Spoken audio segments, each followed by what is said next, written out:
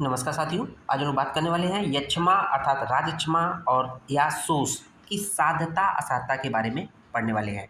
तो यहाँ पर हम लोग को बहुत ही शॉर्टकट हम लोग पढ़ेंगे। कुछ पॉइंट हैं जिसकी हम लोग याद कर ले तो हम लोग का ये पॉइंट बिल्कुल क्लियर हो जाएगा। तो जब देखते हैं कि हम लोग किस तरह से किस कंडीशन में यक्ष्मा या रचमा का रोगी साध्य होगा, किस कंडीशन वो असाध्य होगा उसका रोग। तो यहाँ पर देखना है मुख्य रूप से हम लोग क्या देखना है, क्या पॉइंट। तो देखेंगे जिन रोगियों का बल, मांस और रक्त, ये 3 पॉइंट पकड़ लीजिए आप।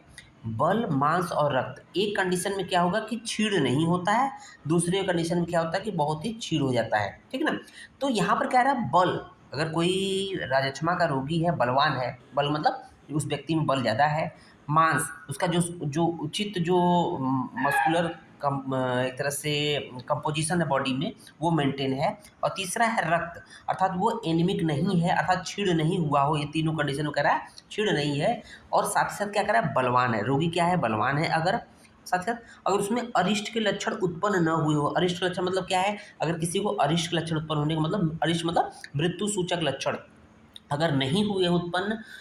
और लास्ट में देखेंगे सभी यक्ष्मा के लक्षण, इतना होने के बाद भी यदि सभी यक्ष्मा अर्थात राजक्षमा के जो लक्षण होते हैं, अर्थात राजक्षमा के एकादश रूप उपस्थित हो तो भी, है ना, तो भी यह रोग साध्य जानना चाहिए। कहने का मतलब उसके सभी लक्षण उसमें हैं, एकादश रूप, जो भी एकादश रूप हम लोगों ने पढ़ा था, सभी लक्षण उपस्थित होने के बावजूद भी यदि रोगी में बल, मांस और रक्त क्षीण नहीं हुआ है, रोगी बलवान है और उसमें अरिष्ट लक्षण उत्पन्न नहीं हुए, तो वो व्यक्ति क्या है, राजक्षमा का रोगी साध्य जानना चाहिए। क्यों?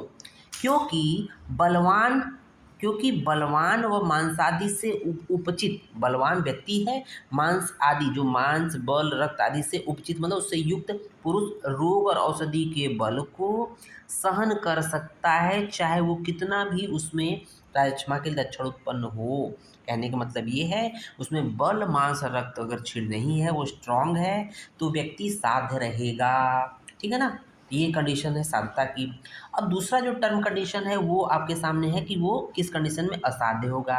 तो वही चीज़ है कि रोगी दुर्बल हो, रोगी क्या है यहाँ दुर्बल हो गया, और बल, मांस, रक्त अत्यंत क्षीण हो गए। दूसरा कंडीशन जस्ट अपोजिट हो गया, उस व्यक्ति का बल, मांस और रक्त अत्यंत क्षीण हो गया, मतलब बहुत कम है, बल बहुत कम हो जाएगा, मांस बहुत दुबला पतला हो जाएगा, रक्त अर्थात एनीमिक हो जाएगा।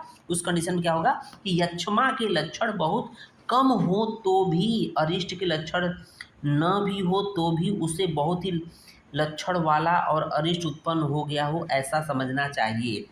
अब देखेंगे यहाँ पर ये चीज़ बता रहा है कि व्यक्ति का बल, मांस और रक्त अत्यंत क्षीण हो गया है, रोगी दुर्बल हो गए, तो उसमें उसमें बहुत कम लक्षण होने है, और साथ ही अरिष्ट लक्षण भी नहीं है, तो भी उसे बहु लक्षण वाला और अरिष्ट लक्षण उत्पन्न हो गया हो, ऐसा समझना चाहिए। ऐसा क्यों कर रहा है? क्योंकि वह अर्थात वो राजक्षमा का व्यक्ति व्याधि और औषध के बल को सहन नहीं कर सकता, इसीलिए उसकी चिकित्सा नहीं करनी चाहिए, इसलिए इस प्रकार का रोगी असाध्य माना जाता है।